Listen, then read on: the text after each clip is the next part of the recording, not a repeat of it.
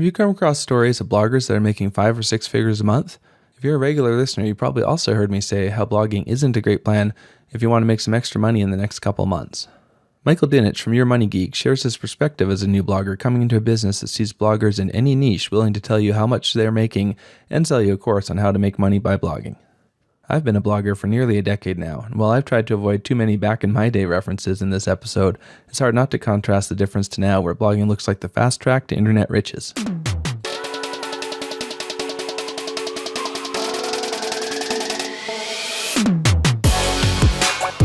Welcome to the MapleMoney Show, the podcast that helps Canadians improve their personal finances to create lasting financial freedom.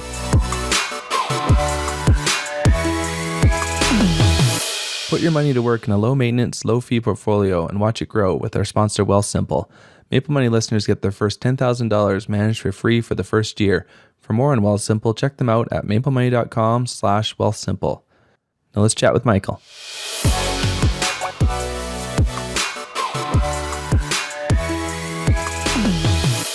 Hi, Michael. Welcome to the MapleMoney Show. Oh, thank you. Thanks for having me.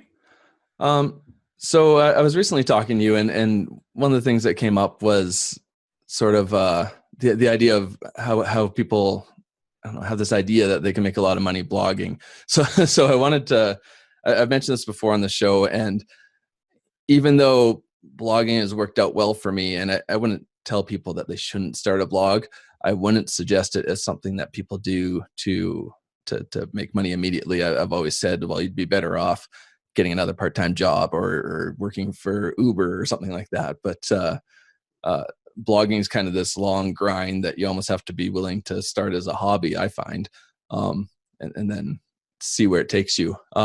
So what are your thoughts on this? I view it a little bit differently. I don't think it's, if the goal is eventually to make money with the blog, I think it follows a career path. A blog follows a career path. It's actually much more like becoming a celebrity, right? So you have to do so much work, right? If you think about like a comedian or a singer, right, that became famous, unless they got lucky and got, signed on a subway someplace, right? Every weekend they went out and they, played, dirty, sleazy clubs late at night, right? They rode the bus. They did every single interview, every little radio AM station that they could get on, right? They did. And I think that's really what blogging's like. I don't think it's really like, well, I'm just going to go and put like one post out there a week, and then eventually I'm going to turn that into a business. I think if you want to make money blogging, in the future, it's really much more like trying to become a musician or an actor or somebody where you got to go in and you got to put in those glorious hours, every single week on every little rinky dink, kind of greasy spoon restaurant that'll let you in and put the work in. Yeah, it's unfortunately though, if you are that musician, a lot of them are never going to make it, which is a bit of a problem. You can spend decades and never go anywhere. Let's be entirely honest. I mean, most bloggers are not going to make big money either. Yeah, and you have to move. You have, and that's one thing. Like nobody really warned me about when I first started blogging. Right? They're just like, well, you got to get in Mediavine and then you'll be cool, right? And so I worked really hard and I got, Mediavine, and then like I got like my first, month. I think I was Mediavine. Like it hit like right in July, so it was like during that summer traffic slump.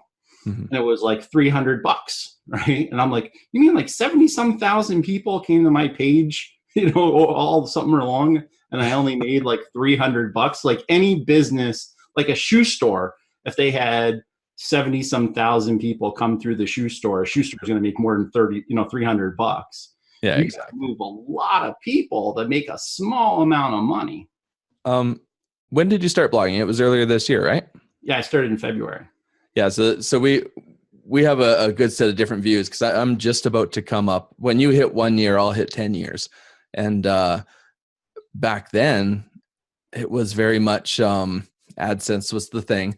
you got to get AdSense, and that's how you'll make the money.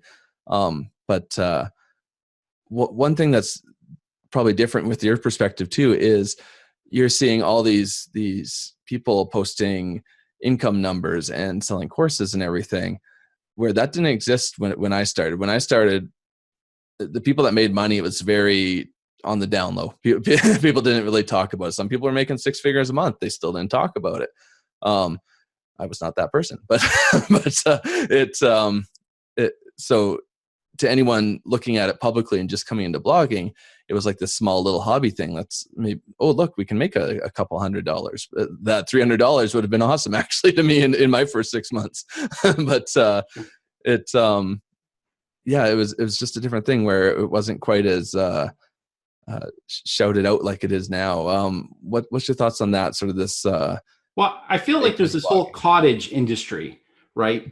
So I feel like the business model has shifted. And of course, I am really new to it. So I'm just reverse engineering and learning, right? But I feel like what the business model is in blogging today is that you generate traffic, and that the traffic you generate is used as proof of concept to sell product to other aspiring bloggers, right? So, I think that most blog traffic reports or income reports, I think are really just thinly veiled sales copy to convert people to buy, their affiliate link to Tailwind, to buy their affiliate link to some blogger university course, to buy, some sort of product. And those products might be good, but I think what happens is, I don't think that the people that are being pitched to those products are being pitched in a necessarily, a super ethical way.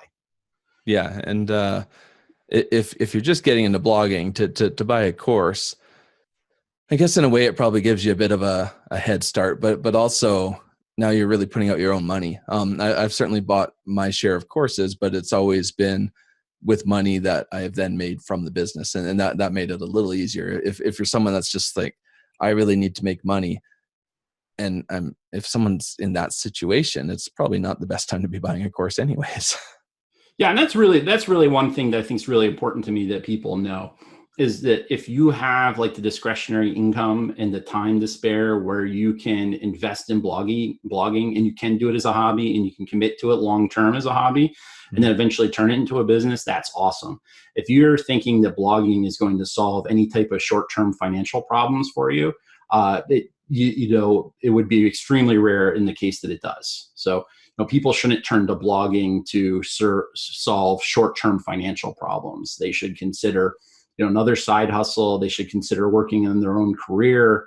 They should consider, like, if you're so unhappy at your job that you have to blog because you feel like that's what you have to do to get away from your job, then really you need to maybe go back to college and put the time into getting another skill or getting more advanced training or moving to a different community or something. Blogging is not going to be the short-term answer for, the vast majority of people. Yeah, that makes sense. And yeah, I've said at the beginning here, this is certainly there's better ways if you want to actually be able to do work and get paid within that same month. Blogging is obviously not it. I think for me, the first time I saw any money on my blog was 6 months in, and that was actually the accumulation of 6 months of AdSense that to get that first $100 payment. And then I did what at the time what was considered pretty well, in that it probably took about 3 years before I was like, well, this is starting to look like something that could be an income. And that's 3 years, and that's 3 years of almost full-time effort in the evenings and weekends.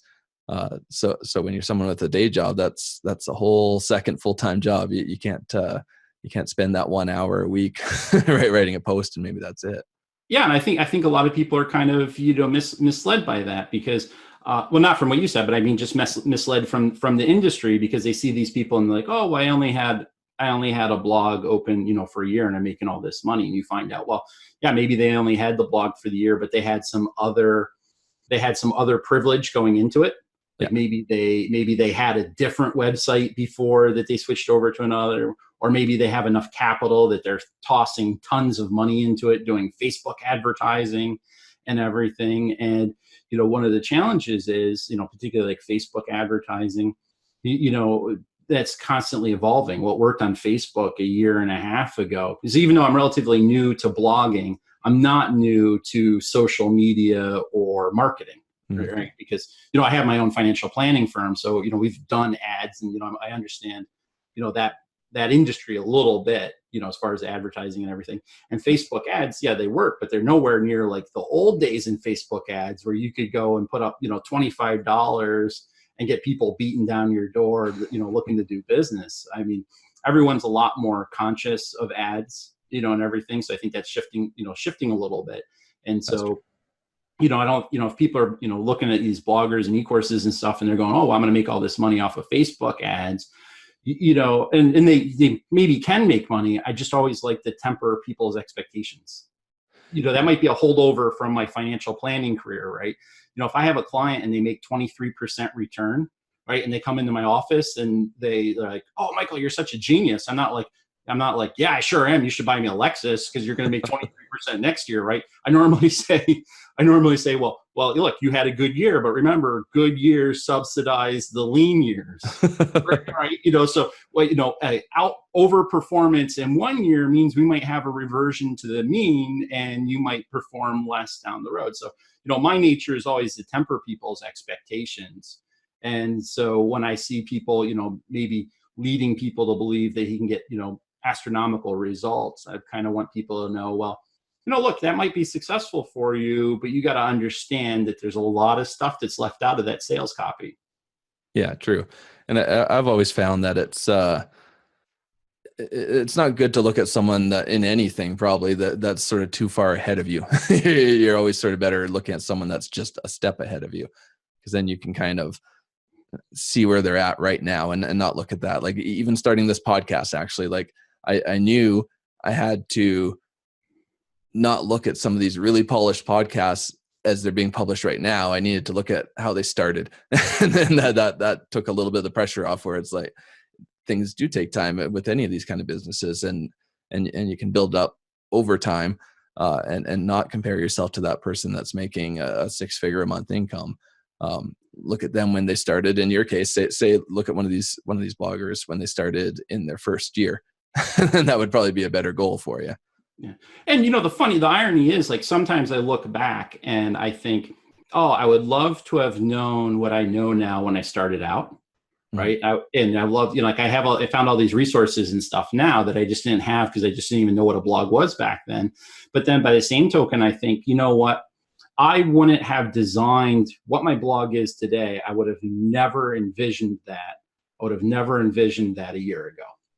Yeah. Right. I would have never had thought that, like, some of my best performing posts would be about zombies and Star Wars and money. Right. Like, I never thought that would go together or happen. So I think there's a lot to, and this may be where the hobby element of it comes from. I think there's a lot to just doing something and getting something out there and kind of letting the path unfold in front of you and see where that takes you. Because I think probably if you did a survey of most bloggers, where they are today, it is even like their content and what they're about and their branding is probably a lot different than what they started out with. Yeah, true. I'm a good example of that. We were talking before the show. Originally, I was Canadian finance blog for, must have been 8 years. And then I just somewhat recently, a year and a half ago, changed to MapleMoney. And it's a constant evolution. And you had brought up Facebook ads, how things change. I've seen a lot of change over time, and really it's kind of like being a technology company. Like things are constantly changing in a business like blogging. Like you almost have to keep this whole second hat on of keeping track of all the changes between social media and search engines and everything else, right? Do you listen to Gary Vee's podcast? I have, not often, but I have listened to it. Okay. So Tuesday, he published a really awesome podcast, and he had a young girl on there, and the young girl is part of this slime movement, right? She's like, I forget like how much money she makes, but she's like big in slime. She made like a YouTube video, got something like 20 million views on YouTube, right? Amazing. And, Gary Vee's really big if you follow him. I mean, he's huge. He's all about social media, and he thinks like social media is going to change the world, right? And he asked the girl, he's like, so where are people at? What are they using? Are they using Facebook? Are they using Instagram? What are they using? And she's like, well, they're using Instagram, and we're using Snapchat. Right. And I've done a lot of celebrity interviews, and I talk to all the celebrities, and I'm like, kind of, where are you guys on social media? I like to ask them about their social media strategy. And they tell me the same thing. They're like, yeah, we're kind of ditching Facebook. It's politics and everything. So, Facebook, and I don't want to sound like I'm beating it up, and I know a lot of bloggers sell like Facebook courses. So I'm expecting I'm gonna get a lot of hate mail now because I'm criticizing Facebook. You can still make some money on Facebook, right? It's always going to be there.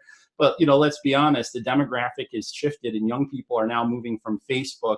They're moving into Instagram, they're moving into Snapchat. So bloggers need to start considering, they got to skate to where the puck is going, like Wayne Gretzky would say, right? Yeah. So that's one of the things with blogging is it requires you really have to be constantly reinventing yourself and thinking ahead. And you can't just go, well, this is what worked for these other people, because the environment was different, a year ago, 2 years ago.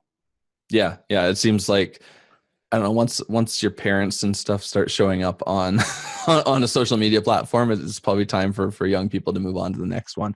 I wouldn't even know what to do on Snapchat.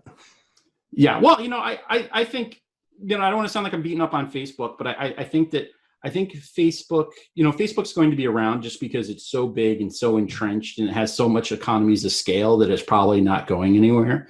But I think what happened with the election and everything, I think people got a peek behind the data mining Facebook did, and they're like, we don't like that. And they're like, we know that if we do this survey on Facebook now, or if we play this game on Facebook, it's really mining all our data. And so I think people are like, yeah, I'm going to go in and see what my aunt's doing on Facebook, but I'm not going to click on these ads. And I think that, anecdotally, I think that everyone kind of knows that Facebook has a problem, because Mark Zuckerberg wouldn't be all on TV going, we realized we screwed up if everything was fine. Yeah. They got hit hard. Well, yeah. I think people still don't even realize, though, just how creepy Facebook tracking can be with pixels on different websites and stuff. They're compiling data on you, even if you rarely even actually go to your Facebook account, as long as you're logged in, so they can connect it to that user. Then yeah, Facebook can predict with an unbelievable, I forget the statistic on it, unbelievable accuracy when you're going to purchase your next car. I mean, it's really amazing what Facebook knows. And that's what makes it great for advertisers, because they can say, hey, I want to find, I want people that are fans of this, and this, and between this age, and you can target those people. So that's why it's so popular for advertisers. But I think the consumer, the users of Facebook are a little more wise to it than they were even just 6 months ago. I think people are more wise to it. So, there's going to be ways to make money on Facebook. In fact, the harder it gets, it means some people are going to make more money, and it means the little people that really didn't know how to innovate and compete are going to get squashed out. And so you're always going to have those people that are able to thrive in any market environment. Mm-hmm. But it is changing. Well, and speaking of ads and changes, I remember earlier in my blogging career, I guess, you could put banner ads up in a sidebar, and that could bring a decent income. But like you said with Facebook, it was the same there. People became sort of blind to the sidebar. They don't look at ads, which is fine. But like it's not like I need everybody to be clicking ads. Yeah, you start getting used to these setups where it's like you don't look at the sidebar on a blog. You don't look at the sidebar on Facebook too. If you're on the desktop, it's all full of ads too. So. Yeah, and the other thing is, people are doing, particularly on Facebook, Facebook ads, particularly their traffic tends to be really bouncy because you get distracted. You go on Facebook and you're messaging one person. Next thing you know, like your wife sees that you're on Facebook and she's like, "Can you pick up cat litter?"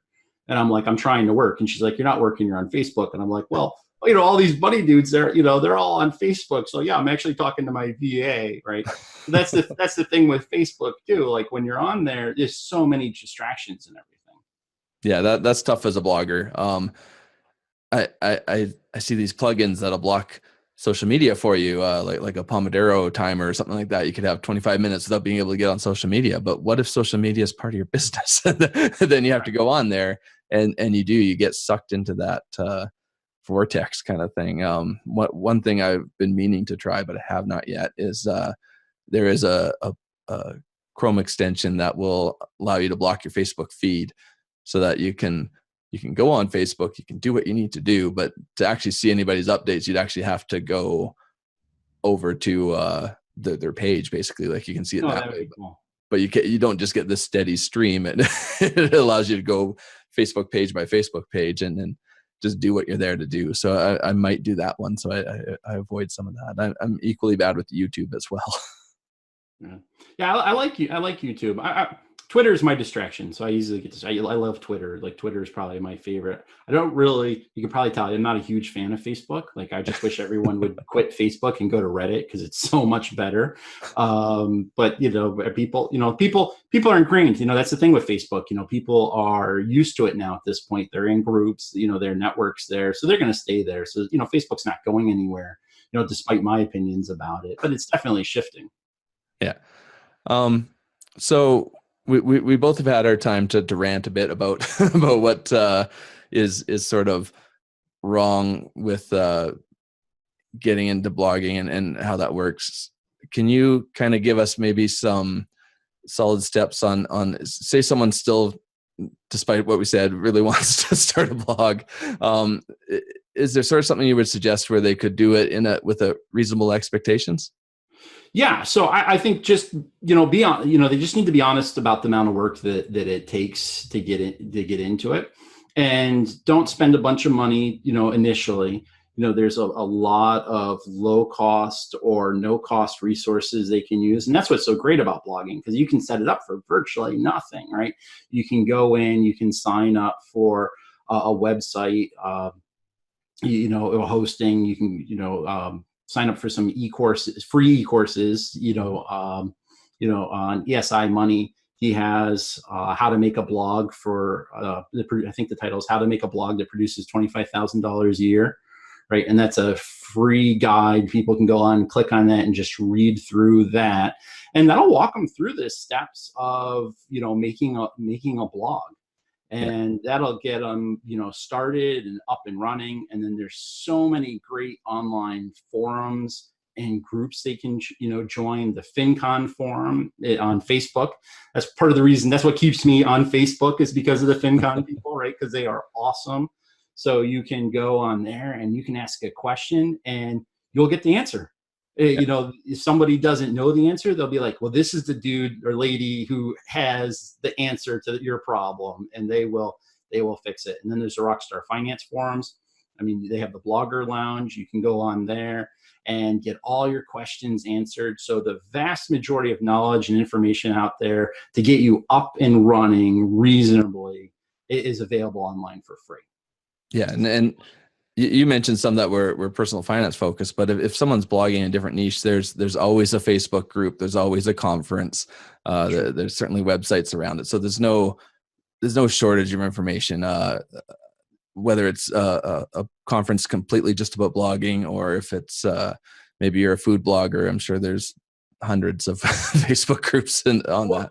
Yeah, on Facebook, I mean, I must be a member of, I'm not active in all of them, but I'm probably a member of, probably maybe 20 blog groups that are just generic, kind of blog groups. There's a blogging subreddit on Reddit, which is a great subreddit, just about blogging in general. And then also too, that, there, a lot of the foundational work is the same no matter what your niche is. So even though, right, the process of choosing a host, choosing a domain name, going out and getting your logo, that process is really the same no matter what you're going to end up actually blogging about. Yeah. And like you said, you can start for next to nothing. When I started, I got, the only expense I had was buying a domain name. I think I probably only bought it for the first year. And WordPress is free. It's on any good host. It's just a couple clicks to install it. It's not some hardcore, you need a developer thing. It's some hosting will even throw the domain in, I believe, for the first year or something like that. But so you that's, well, yes, I paid for hosting too when I started, but I was paying like $3 a month or something like that. So it was pretty simple. So if someone does want to get into this, they don't have to. It's not this huge expense. It's say roughly $10 for a domain and a few dollars a month for hosting. So I think you could probably get it all set up and everything pretty nice, get a logo. I mean, maybe, I don't know, if you're going to do it like nice too, like not, not like, just steal images off the internet and everything and really, maybe like a nicer theme and stuff. I mean, you can really get it set up for maybe $100-$200, I would think.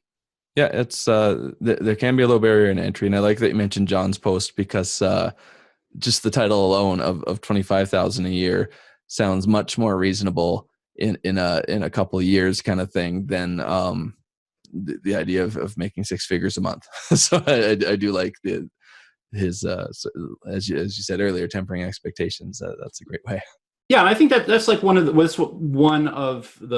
posts that I've kind of read that I wish I had when I started out. Unfortunately, I didn't really use his system until really until like my third or fourth month, and then he sent it to me and he's like, this is what you need to do. And so I went back through, even though I had already been blogging a little bit, and I went back through and I just went through all the steps. Okay, I need a logo. I didn't even have a logo when I started, right? So I went through the step. I got a logo. I need to do this.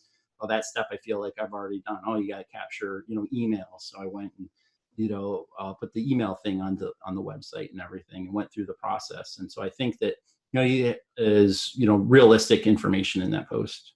Yeah. And the gap you had there, I think is probably actually good. If someone just wants to see if blogging's for them, then yeah, you can get by with a text title. You don't need a logo, and you don't need to collect those first emails because maybe you're only getting 50 people to your site anyways. So and if they're all your family members, they know about your posts. So.